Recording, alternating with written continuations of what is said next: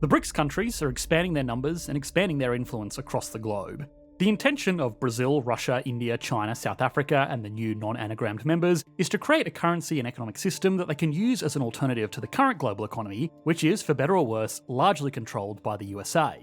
Now, one of the mistakes of dealing with issues like this is assuming that this group is a monolith acting in perfect coordination to achieve this goal. The truth is anything but that. In fact, a lot of these countries hate each other as much, if not more, than they do the dominance of the USA. These countries also have their own internal politics, and while a lot of the leaders represented in this group are obviously not worried about their re-election chances, some of them are, and going all in for a group like this will ruffle some feathers. A forced friendship of convenience might potentially still be effective, but it's important to understand what each of these countries gets out of being part of this group in the first place. On the opposite side of the same coin, it's also important to understand what these countries contribute to the group. If the BRICS really are going to build a truly independent economic bloc, they're going to need certain capabilities from certain members. Ask not what your informal emerging economic bloc can do for you, but what you can do for your informal emerging economic bloc, I guess. Anyway, by understanding what these members bring to the table and what they hope to take from it, we can better understand how expendable certain parties are, who really holds the power, and how likely these plans are to actually materialise. So, what does each member country hope to get out of BRICS? What countries are irreplaceable in this group? And finally, how seriously are each of these leaders taking these plans?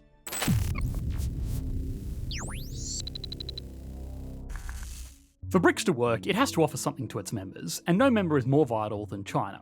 It's by far the largest economy, and even if not in name, is the de facto leader of this group. So, what do they want out of this? China, for starters, has a rapidly intensifying desire to get out from under the thumb of the US financial system, specifically the potential of sanctions, and as of late, these have only become more intense. Officials and entities involved in human rights abuses in Xinjiang have faced visa restrictions and asset freezes, companies like Huawei and other tech firms have been blocked out of US and Western countries, all of which have really forced them to seek alternatives in trade and investment. Also, China participates in other international forums like the G20, where both developed and emerging economies discuss global issues. However, Western-led international institutions and narratives, like those coming from the G7, often leave them working in the background. With the BRICS, there's the opportunity to take centre stage. Not to mention that the use of the US dollar has given the USA some amazing economic, strategic, and geopolitical advantages over the last 70 years. If China could have the same thing, even if it's just within their little club, they would be very happy with that.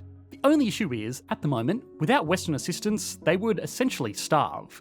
Even when it comes to dietary staples like soybeans, 80% of it has to be imported from somewhere else, and historically that's come from places in the Midwestern segment of the United States. Now, these trends have shifted considerably over the last decade, with Brazil now leading as their international supplier. However, they're not yet providing remotely enough for China to be fully independent of the US or other Western nations if things fall apart within the next few years. And for Russia, the concerns are quite similar, albeit with the key difference that in contrast with China, the sanctions Russia faces are already active and far more intense than China's. In fact, it's currently the most sanctioned country in the world, with almost 20,000 sanctions imposed on Russian individuals, companies, and other bodies, due of course primarily because of its invasion of Ukraine.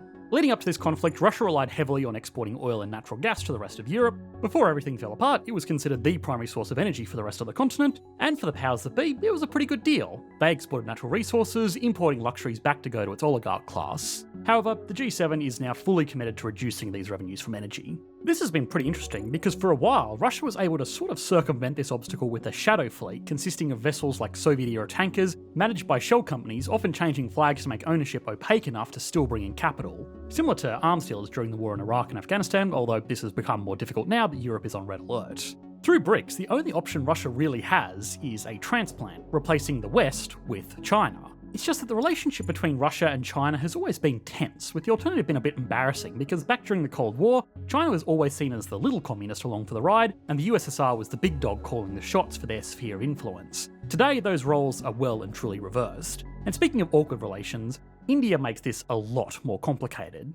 On the surface, they have a shared interest with Russia and China to enhance global influence. But India is kind of playing both sides. It still has solid connections to the West, but it's happy to be part of the BRICS club because it could present some opportunities. The country has been a big beneficiary of manufacturing moving out of China and into their own nation, so they still want to keep the West happy. If they can get some financing and sweet trade deals from this other group too, then why not? It's a strange relationship for another reason as well. The military strength is a product of both Eastern and Western equipment, and they're literally fighting on and off with China along the northern border. It should also be noted that they're not the only wildcard here. Brazil, China's main supplier of food, fits this description just for different reasons. Brazil isn't necessarily at odds with other BRICS nations on the same level, they're more about seeking opportunities for growth. And they also see BRICS as a bit of a balancing act. They want to reduce their reliance on Western markets, but they also want to keep selling their stuff in the same volume as before. While China has become its main trade partner, both countries exceeding $157 billion, it still at the moment can't afford to turn its back on countries like the US entirely.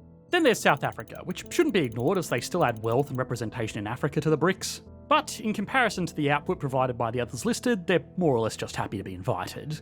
And this makes things a bit tricky, as Brazil, Russia, India and China, for the most part, all need to be consistent members in order for any of this to work. Brazil is the strongest and largest economy in Latin America. It's a tad unstable like many of its neighbours, but its agriculture has become increasingly important for China to function without widespread famine. As relations with the US continue to deteriorate, the ambitions of BRICS just isn't possible without having an agrarian backbone to keep things stable, and they play a big role in this mechanism of survival. Plus, they're taking over the BRICS presidency coming into 2025.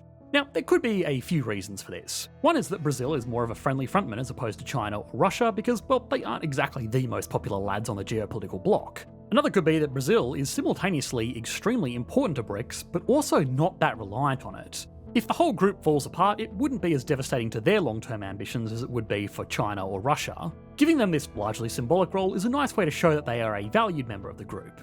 But for now, as far as the international press is concerned, BRICS has what is called rotational leadership, annually trading places in order of the acronym. Though there is reason to assume that this will change by December 31st, because new members have been added and making Russia the public face of this group is going to be a little bit difficult. Speaking of which, in the spirit of rotational leadership, Russia also can't be lost for a number of similar reasons. Yes, much of its land is cold and desolate, but there's a reason its western territory has been a valuable target throughout history. It produces a lot of food. A combination of favourable weather conditions and counter-sanctions against Europe have led to it being a leading exporter of wheat to regions in the Middle East and North Africa, which rely on this supply coming from them, and in the past Ukraine, the breadbasket of Europe. This, as well as the energy Russia is capable of supplying, are essential if BRICS members were to ever get cut off from the rest of the world by Western rivals, so much so that past trade partners are still feeling the pain from the start of widespread bans. Then there's the military angle that's worth addressing. They still have more nukes than any other country on Earth. Putin himself recently updated the nuclear doctrine just a few months ago as tensions with the West continue to rise. Now, fortunately, even in Russia, it's extremely unlikely that these will ever be used aggressively, but it does make it much less likely that any competing group would ever want to directly attack them. But aside from being literally radioactive, as well as a great source of food with Brazil, Russia does have a valuable direct line via the United Nations Security Council. It's one of the 5 permanent members alongside the United States, China, France and the United Kingdom, granting the group veto power over any substantive resolutions, including international peace and security, sanctions and peacekeeping operations. Then there's the I in BRICS, India, which is a bit of a wild card because it doesn't really get along with China, and it has a healthier relationship with the West. But strangely, this unique dynamic could be just as much of an advantage to the group as it is a potential conflict of interest, but more on that later. It's a massive country with an equally massive population, many of whom are of working age. Also, BRICS doesn't necessarily have to be an insular group. It could operate like the EU, where global trade and relations still feed into their respective economies. In this case, India could act as a bridge to the West when negotiating deals, and with the massive diaspora of Indian labour throughout the West, both parties have a vested interest in keeping each other happy for the foreseeable future. That said, when it comes to BRICS, the main character is, of course, China. Not to undervalue the participation of every other member too much, but without China, none of these ambitions would be remotely possible. The economic alliance relies heavily on the country's dominance in the market, accounting for 70 to 80% of the group's combined GDP, dwarfing the contributions of the other members. Not to mention that China, and arguably China alone, is powerful enough to drive the de-dollarization efforts against the US, and they are incentivized to do this due to their desire to make the yuan an internationally used currency. As of last year, over 50% of Chinese payments were settled in RMB, while only about 40% were in USD, a significant shift from the historical reliance on the dollar. The gap continues to grow with increased sanctions against Russia, where China has been using its own currency in energy transactions with their northern neighbour. In light of the US weaponising the dollar against Russia, they've been using China's currency to trade with other countries as well. China is also dramatically reducing its holding of US Treasury securities while working on a digital currency program now being trialled domestically. In the coming years, the country hopes to lead in the effort to find a replacement for the Society for Worldwide Interbank Financial Telecommunications, or SWIFT, a secure messaging network helping banks and other financial institutions communicate with each other to reduce their reliance on the US-based intermediaries. And while all of this seems like something spontaneous, it's been a major goal ever since the founding of the New Development Bank, which is BRICS' very own alternative to the World Bank and the International Monetary Fund. China contributed to the bank's funding ahead of schedule while other countries experienced economic struggles, while being the first to issue green bonds worth 3 billion yuan, or about $412 million in 2016. This, along with globally competitive technology and a huge consumer market, makes China the de facto leader of the BRICS, even if the ceremonial position is handed around every year. As a former editor of foreign policy and the CEO of the FP Group put it rather bluntly, without China, the BRICS is just the brie, a bland soft cheese that is primarily known for the wine it goes with. China is the muscle of the group, and the Chinese know it. They have effective veto power over any BRICS initiatives because without them, who cares really? They are the ones with the big reserves, they are the biggest potential market. This assessment is scathing, but accurate.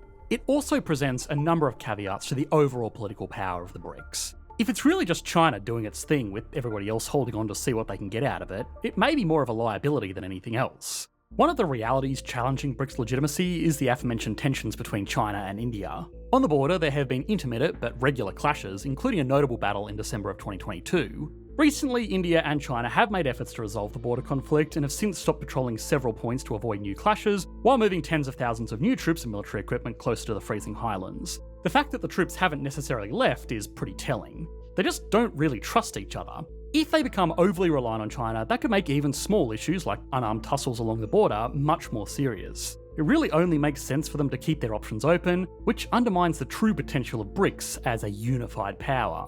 Brazil has similar concerns. They aren't as close, but this extraction-based relationship comes with some obstacles. The sheer volume that China is demanding from them in terms of things like soy crops has been great for exports, but it's caused other problems. And some segments of the Brazilian political sphere have voiced concerns over deforestation on behalf of China's industrial interests. This is important because Brazil and India are still mostly functional democracies. Their governments don't want to lose power just to further the geopolitical interests of China and Russia. And beyond the countries that are absolutely necessary for BRICS survival, there isn't much invested on their end to where they would fall on the sword for the cause. As addressed in the Economics Explained segment, although many of the smaller contributors like South Africa, Ethiopia, Egypt, Iran and the UAE see the value in cooperating with China, the same can't be said about their willingness to follow directives presented by each other. We mentioned how Ethiopia and Egypt are butting heads over the dam project, but even Iran and the UAE have a long-standing dispute over 3 islands in the Persian Gulf, which Iran controls but the UAE claims, not to mention their proxy war in Yemen. So yeah, the BRICS members, Brazil, Russia, India, China, South Africa, Egypt, Ethiopia, Iran, Indonesia and the UAE, all might have a handful of understandable and powerful economic goals to mutually benefit from, but with India-China territorial disputes, the African hydropower crisis, the Middle Eastern regional rivalries spanning back centuries, this isn't like a debate between Germany and France over the COVID recovery fund or Brexit EU negotiations over fishing quotas. In order to make the BRICS work long term, to the point where they can actually safely rely on each other, they don't just have to alter economic regulations and bang out some solid trade deals, they need to trust each other. And for now, they don't. Thanks for watching, mate. Bye.